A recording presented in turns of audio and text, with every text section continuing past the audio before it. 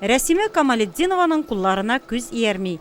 Төрле төстәге калдык тукымаларны үзара берләштереп, тегүче менә шундый матур композиция барлыкка китерә. Нәтиҗәдә күз явын алырлык җиңел матур юрган тышлыклары, урындык япмалары тегелә. Бала чактан ук килүен, әнием дә шулай тегә. Аннан соң мин музейда эшләгәч инде бу элеккеге әйберләрне музейда мирас итеп калдырырга инде ул вакыттагы әйберләрне. Калдык тукымаларны төрлечә берләштереп тегү безнең заманга борынгыдан, әбиләребездән килеп җиткән. Кырамалар белән эшләүне Рәсимә ханым әнисеннән өйрәнгән. Рәсимә Камалетдинованың шөгыльләре күп төрле. Кул эшләренең остасы чүпрәкләрдән матур итеп сувенирлар да ясарга ярата. Национальный музейда һәр елны үткәрелә музейный базар. Бардык әтәчләрдән башка тагын менә шундый одеяллар, лоскуттан ясаган сырмалар. Бик матур булды ул безнең выставкабыз.